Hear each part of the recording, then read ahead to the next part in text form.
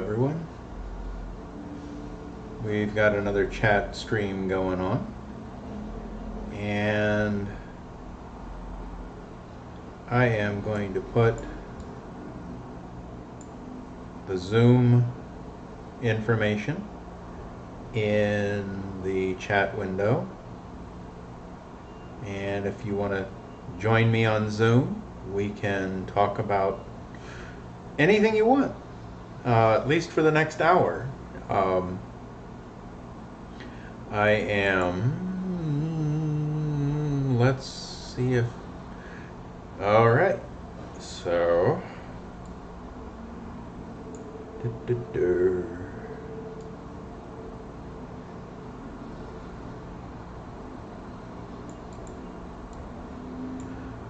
and don't mind the cat in the background.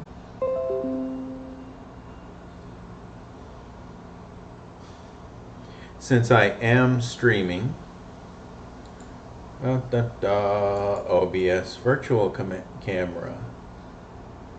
Let's see if that works.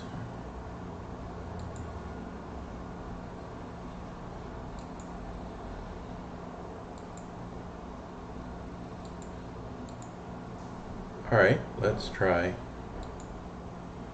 Dum dum dum. Dum dum dum. All right. Well, I will not appear on the Zoom camera.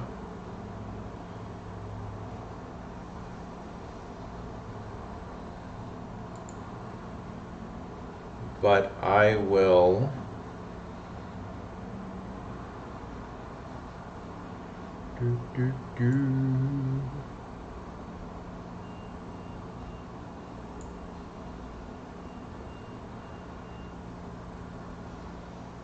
be on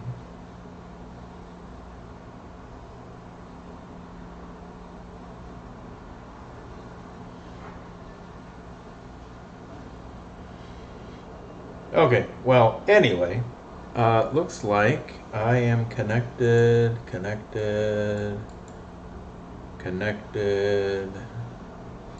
I'll even put up the chat. Security. Let's see. Enable waiting room. Hide profile pictures. All right. Let's try. Allow participants. We don't want participants to share the screen. Oh, we don't want them to share the screen. We do want them to start video. All right. And then once the Zoom, let me go ahead and add a window capture so that Zoom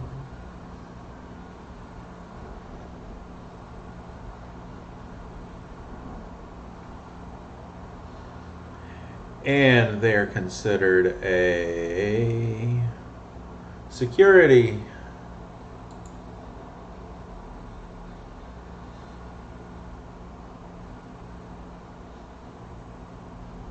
so they white it out. All right, so we are not going to show participants, but hopefully we can get the audio. For those of you that are watching live, you may hear the people, and then when it finally gets you know what? I am going to add an audio input from okay.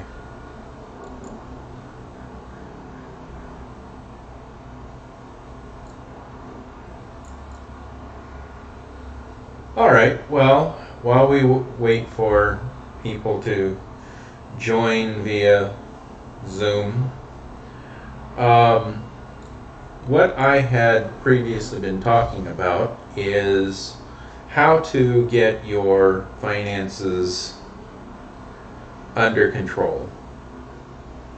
And I will say this. Most people that I have talked to, just in passing and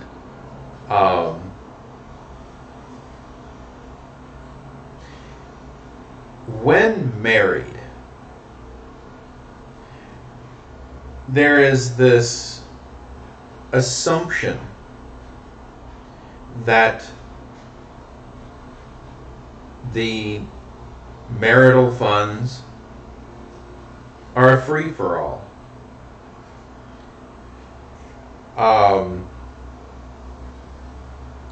While that might be true, in some cases,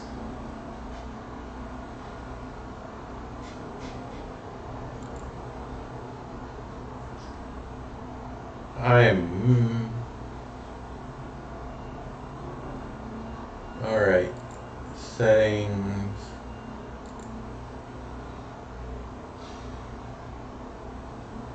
Just want to make sure everyone is. Let me go ahead and refresh this screen. Okay. And there we go. I just wanted to make sure that I was still broadcasting. Because if I can't see it, I don't know if anyone else can. So, getting back to the marital funds, while it is very logical that the household expenses should be paid from the collection or the collective income of the family.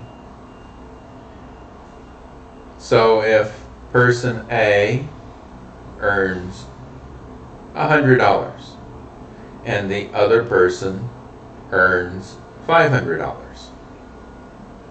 so they have a combined income of $600. If there is $400 in monthly expenses, these are just numbers for the sake of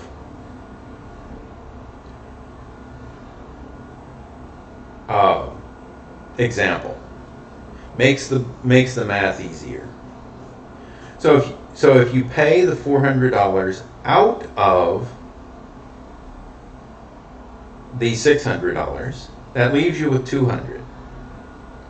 See how that takes a proportional share? In other words, it combines all of the income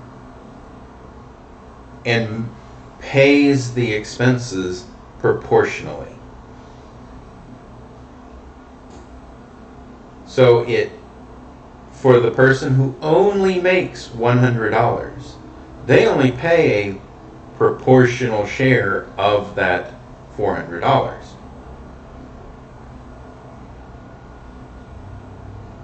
And the result is the two individuals now have $200 to split. Now, here is where a lot of people disagree. That is where you will get someone that says, well, shouldn't the disposable income also be proportional? Well, there is some credence to that. However, let's say in a court of law, or let me back up. Divorce court is not a court of law.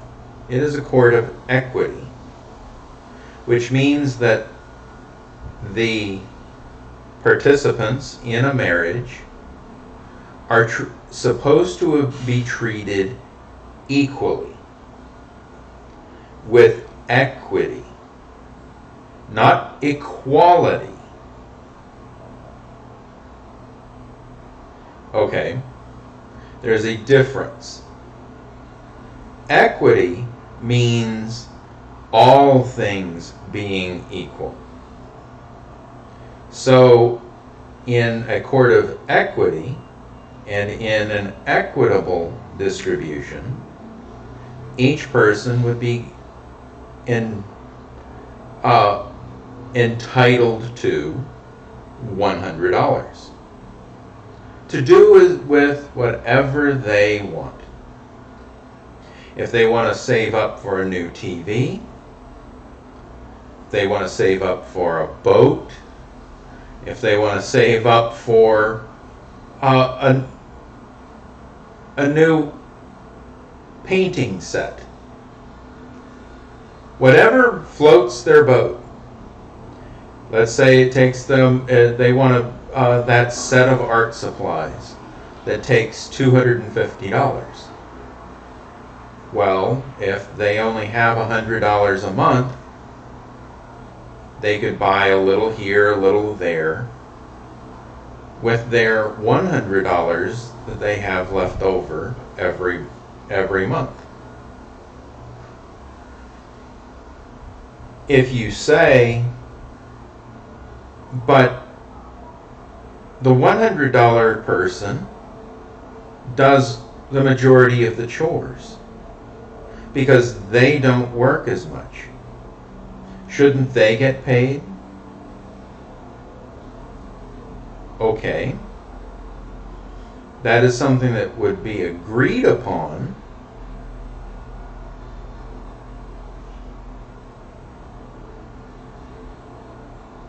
But just because you're, let's say, stay-at-home person does not entitle you to set your rate.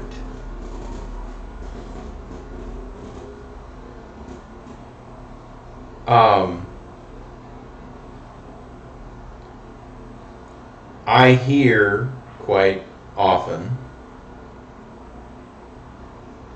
that people who make a disproportionate amount of money, there's two different camps. The one where the person who makes the most amount of money has the majority say in how the money is spent. Well, okay. I can see how that might occur. In other words, they're providing for the family. That is their job, and if someone is paying, bringing home $500 versus someone else's $100, that $500 is, sorry about the train, that does hold some weight where the person who makes the most amount wants to keep the most amount. However, if they choose to spend it disproportionately, that's a little different. Protecting an earned income is different than spending it. While it's true that, well, if I make it, I should be able to spend it. Well, then why are you in a marriage?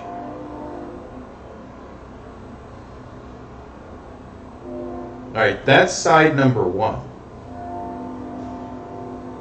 Side number two is,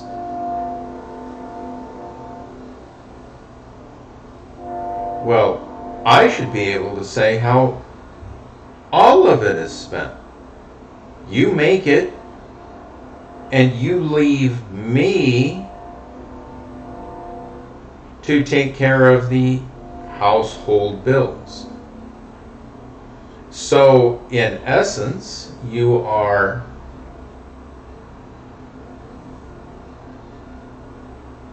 creating a job of a home economics dictator, I like to call it. In other words, they get to spend whatever they feel the household needs, which usually translates into, in a financial abuse situation, household needs becomes how the person's wants. And this is where financial abuse comes in. Let's say there's a new $600 mixer that the stay-at-home person wants. Well, gee, that would take both people 3 months to save for, if it was something that both people wanted. If one person wants it, it would take 6 months.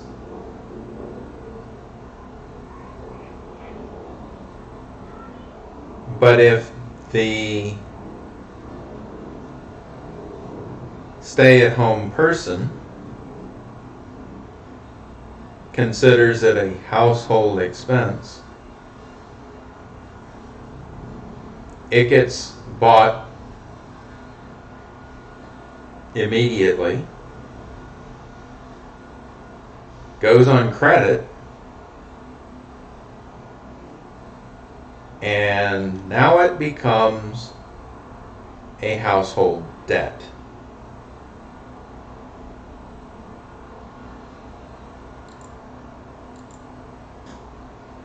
And at that point,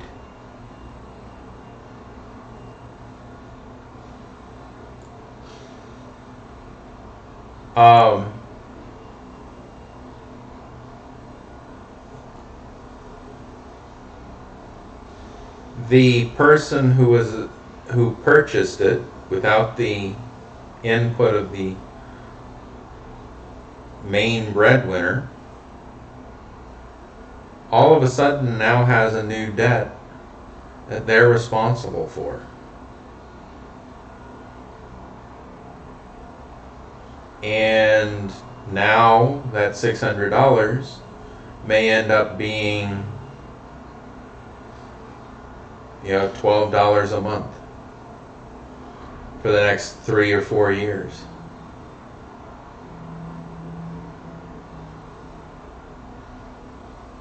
This is how bad situations become worse.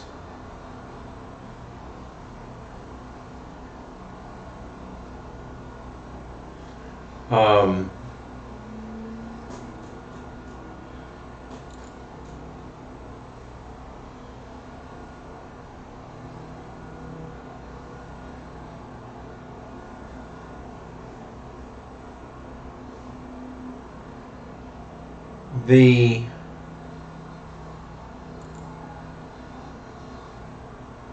financial abuse is rampant in this day and age. I don't have any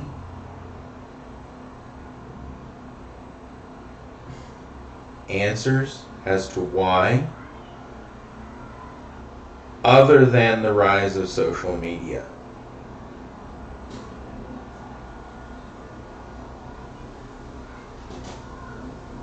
Without social media, how many people would be needing to get the newest car, handbag, kitchen equipment, boat, gaming system? While some are not for other people, you'd be surprised the influence social media has on the need, the creation of a need from the want. Because a lot of times financial decisions are made because someone wants something. Then it's justified through faulty logic, emotional, spur of the moment decisions, and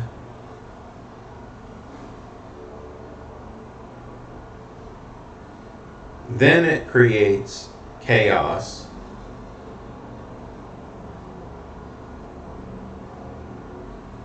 and it's hidden from social media. In other words, the purchase of it is broadcast. The strife and angst is hidden. So when one person posts it to, oh, look what I got, now other people are influenced to buy that same thing because they don't see what's going on in the background. They don't see the mountain of debt.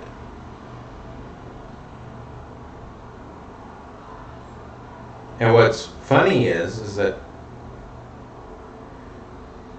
there are many people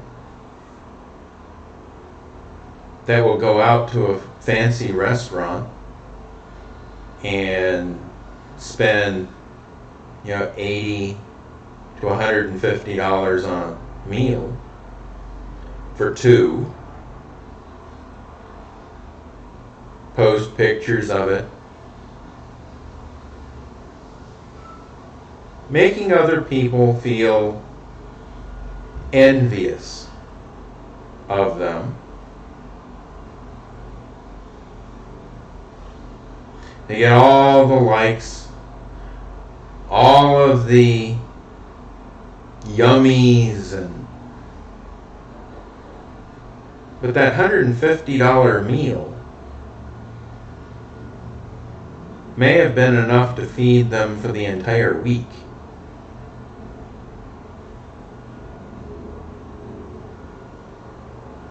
Do you see what kind of problems this might occur or create? There are many people that 1, 2, 3, 4, 5 days a week get delivery. Yes, we've all been in the pandemic for the last now almost year and a half. And we've grown accustomed to ordering our takeout and having it delivered. Nobody wants to go to the grocery store anymore. Well, at first, everyone was afraid to go to the grocery store.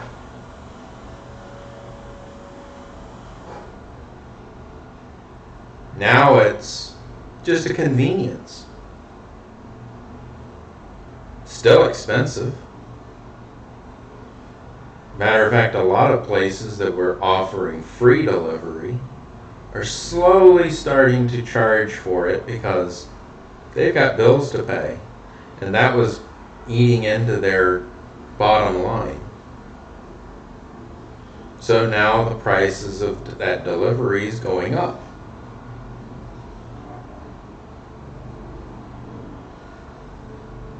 We have children that have grown accustomed to eating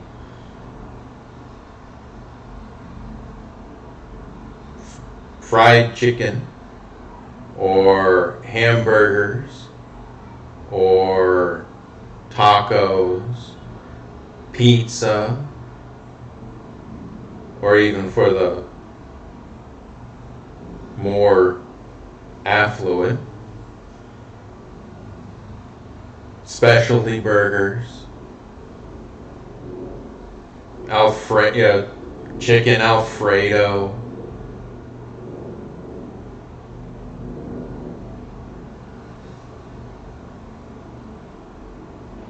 more expensive pizzas like $30 a pie.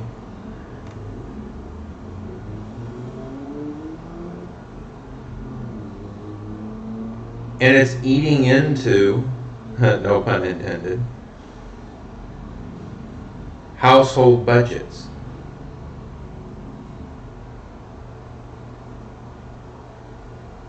Now you might think, but TJ, we have to do something. We can't just stop eating.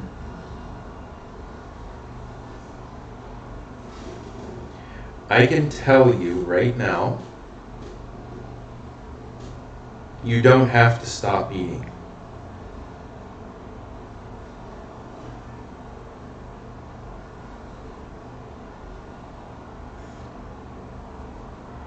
I, for one,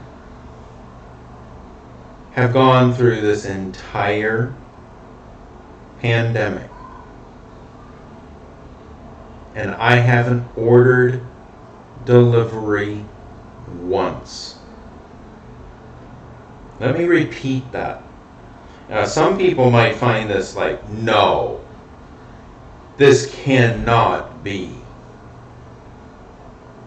You're just... I actually moved into this apartment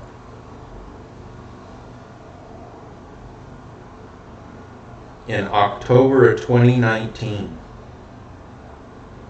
There has not been one delivery person that has arrived at that door other than package deliveries. No food has ever been delivered to this apartment. So we're going on 2 years. 2 years. I haven't done it once.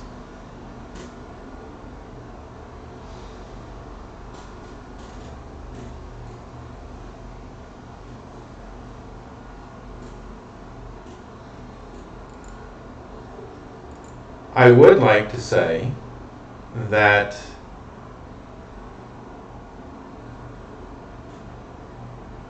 I would like to have delivery every once in a while, but I can't afford it. Let me repeat that. I can't afford it. My voice rate went up, and I just realized that that's triggering.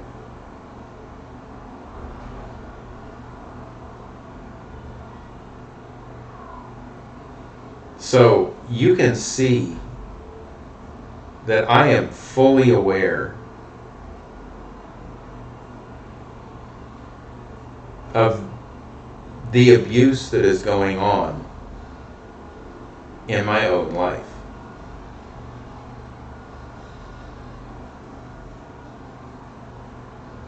I don't have a nice wardrobe, and if the channel does pick up, and I certainly would like to see that people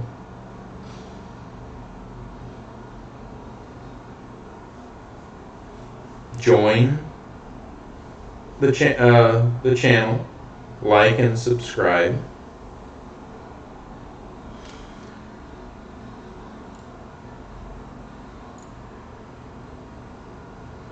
Because I do believe that I can help others. I have done the self-sacrifice. It takes a lot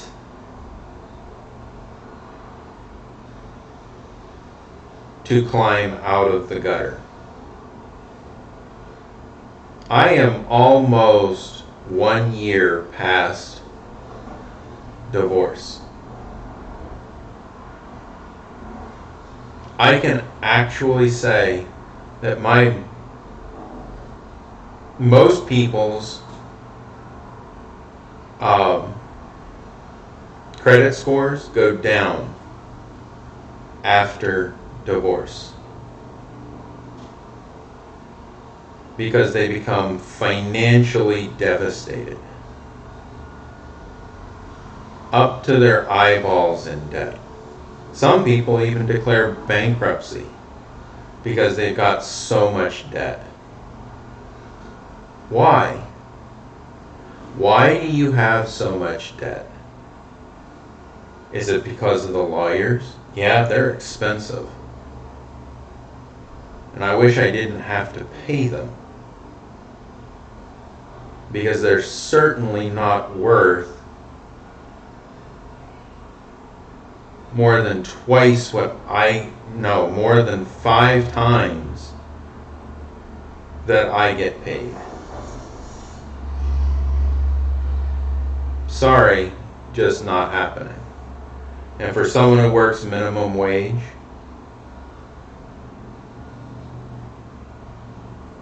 that's 20 times more. So for every hour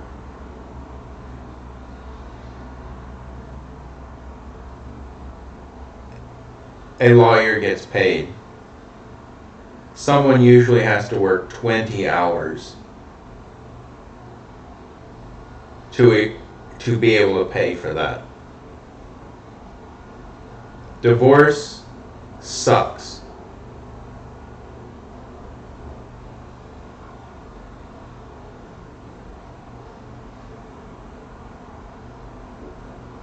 If all you are getting married for is the wedding, go out and have your own party. Leave the other person out of it.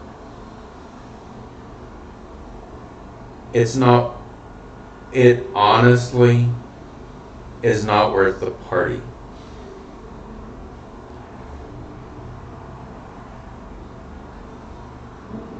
Tell me something.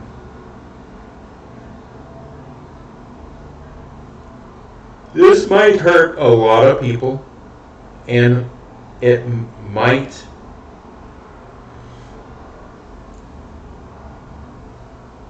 get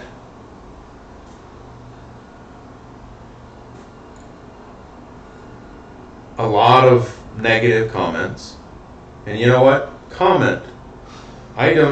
I honestly Do not care whether or not they're positive or negative comments, but comment anyway. If you are getting married just for the prestige and attention of having the wedding, I want you to remember this.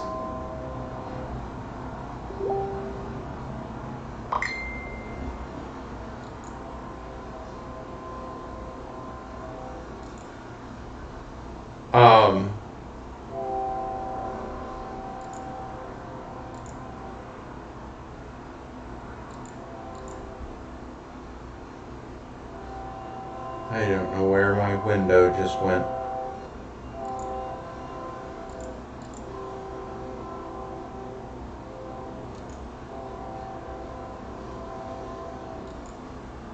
Okay. There we go. Sorry about that. I just...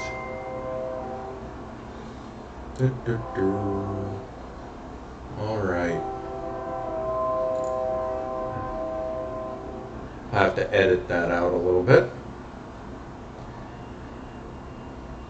But if you're just doing it for the wedding, don't. And for anyone who is marrying someone who is just doing it for the prestige, think twice. You should be getting married because you love the person. The ceremony does not and should not create debt right off the bat. If you are starting off a relationship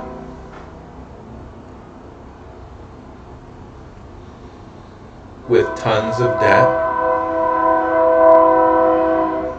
how many people are going to care a month after? Seriously. A month after, how many of them are going to care whether or not they went to your wedding? 10 years, are they going to care that you had this wonderful, planned out with flowers and... No, they're not. That is to feed your ego.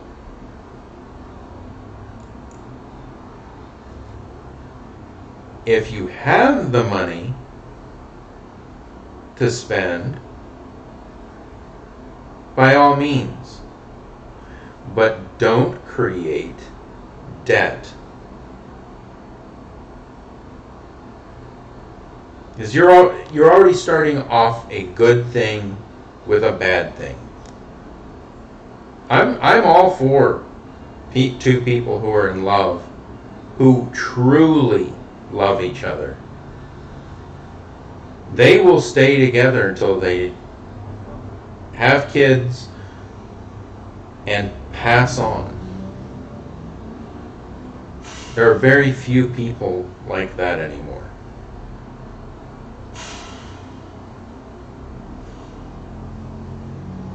Do not buy things just because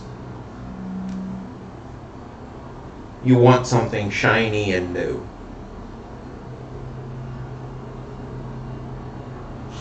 A lot of people went out and bought brand new televisions, 60 plus inches of cinematic wonder when 3D televisions came out.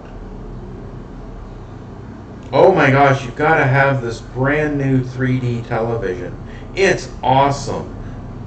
Now you can watch 3D movies in the comfort of your own home.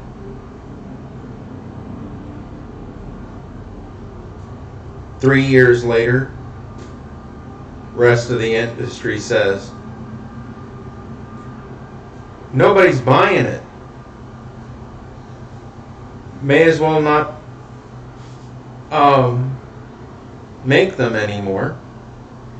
And if we don't make them anymore, the movie companies aren't going to release them in 3D on Blu-ray anymore. Okay. So now all of the people with 3D televisions are stuck with technology that you can only watch certain movies in 3D and still have to go to the theater to watch the rest of them.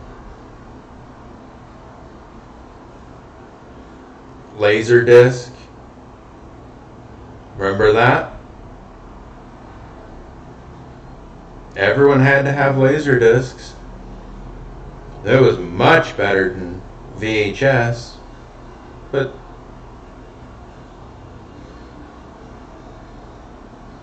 VHS was just fine because Laserdisc, you still had a 320 by 240 screen.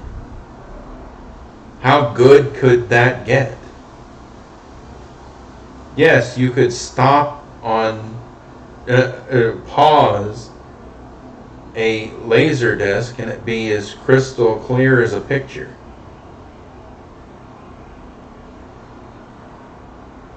But 9 times out of 10 it was still fuzzy because your television was still basically doing it with like what's the equivalent of like a 1.4 megapixel camera. And if you really wanted to compare, that 1.4 megapixel camera was being broadcast on a 25, 27, 30 inch, 46 inch projection TV that took up the size of a player piano and still looked like crap.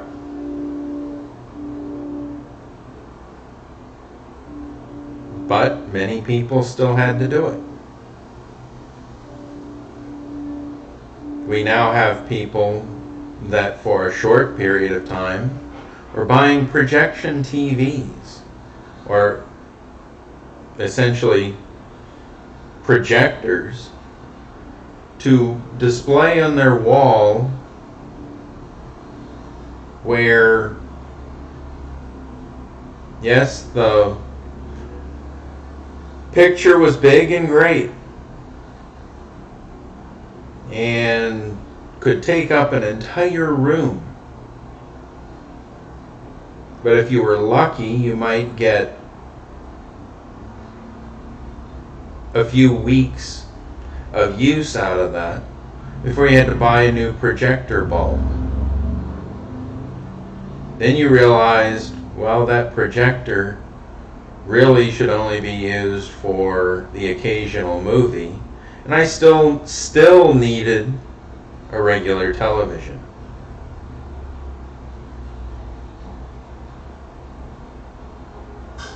So the financial abuse angle of this story is consumerism makes certain individuals more susceptible to their own mistakes, and then if you bring in a family without bringing them into the decision making, you now drag more people into a bad situation. And if you continually do it, it is abuse.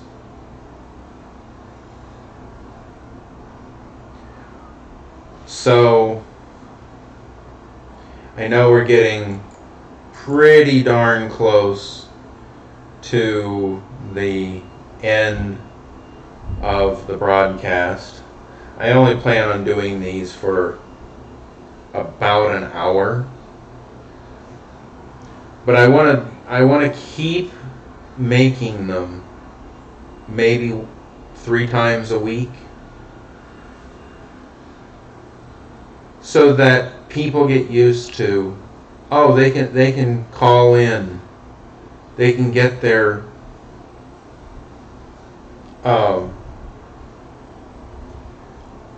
questions answered. Now, I'm going to shoot from the hip, and I am not going to pull my punches. If I see that you're portraying someone as all bad and you are the victim, be prepared to get questioned. In my case, I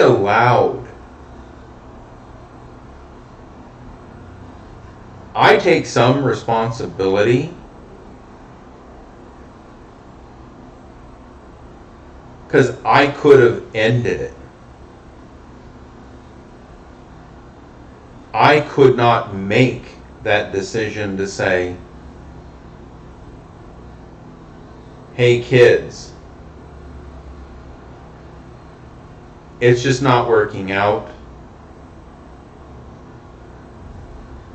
You're going to have to deal with two separate households because we're no longer going to be together as a family. I couldn't make that decision.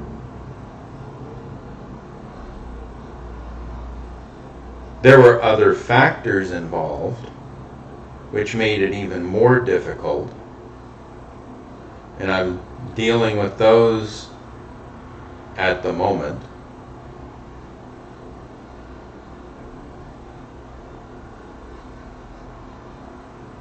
I am seeing the light. But I will say this.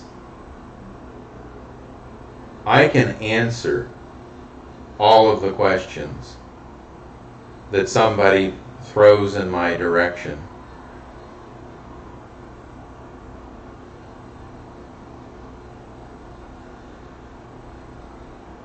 That questions whether or not I am a victim. And then I'm not saying you have to believe me. That is not my intention. I am not here to scream, pity me. I have lived in this apartment for 2 years. I have slowly rebuilt the things that I want around me. And I am currently satisfied with having little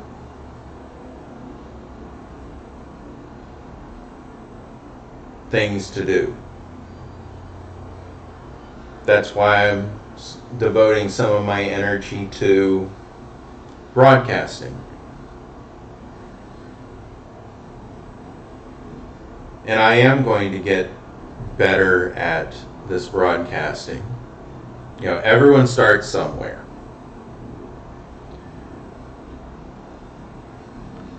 And hopefully, we will gain a following. I am going to shut down the Zoom meeting because I don't want anyone to come in at the last 5 minutes.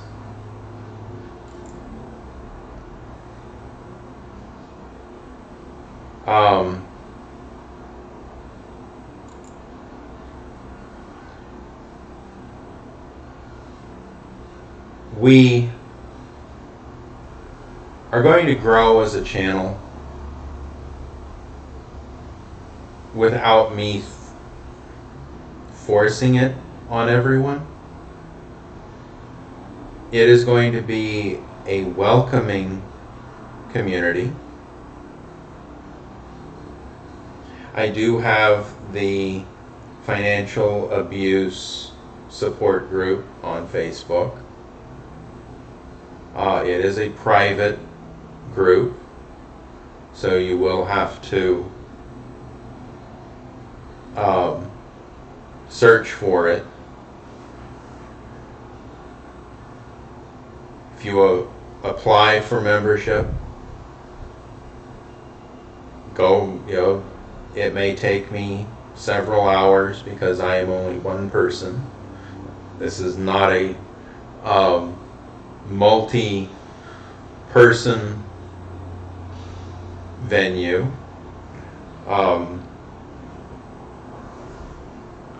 not looking to make money from this, although I will definitely welcome sponsors and things like that. And I will be putting out content that will highlight the financial abuse that is out there. And as you can see, as I get to talking more and not having to jump from topic to topic, it does flow a little bit better. The short 10-minute videos that probably will get the most views will concentrate on scripted material, but it will be to provide a glimpse at how much financial abuse there is out there. The dating world is completely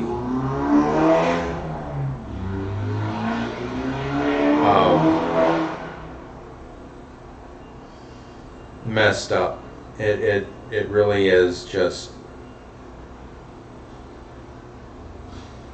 I want to keep this broadcast friendly.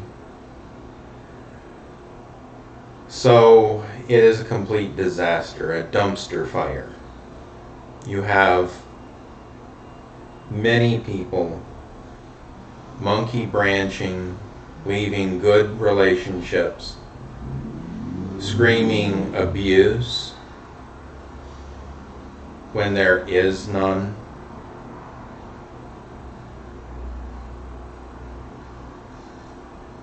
And you have people being taken advantage of for free food, free lodging. So be careful. We don't need to encourage, and it's that time of day. So I guess at 6:57, I will very politely remember to hit the like and subscribe on your way out. And if there's a topic that you want to hear on, I will script and talk about those topics. Leave comments on the videos, and I will certainly make an effort to either do a talk, a 10-minute overview, 20-minute response video. If there's a video you want me to review and discuss, that is something that we can do on this channel. But in order for us to truly reach as many people as possible, share this video. Like and subscribe. Tell your friends. Tune in. Maybe we'll have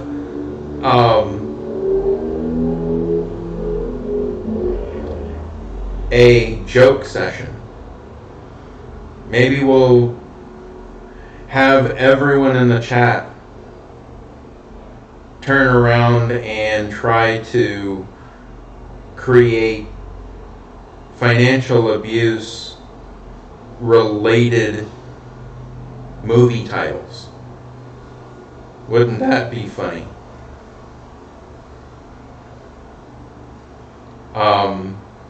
Like Fleecing Miss Daisy. That's exactly.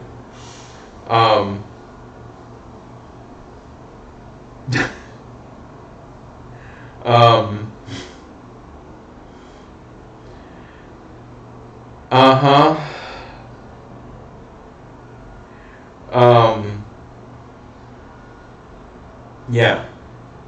We'll come up with some fun videos where maybe that's where one of the 10-minute videos comes in, is I will read your guys' comments on financial abuse related changes of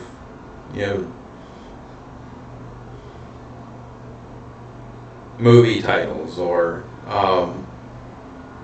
television shows, the big scam theory, something just, and then we could probably have a couple of people who have artistic ability take the movie titles and the TV titles and turn those into memes. We could do a lot of fun stuff. But anyway, I am 1 minute past due.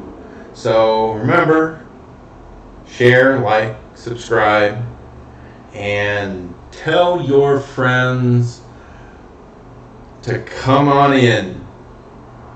The water's fine. You might get roasted, but it's all for the good. All right, I will see you guys. Have a good one.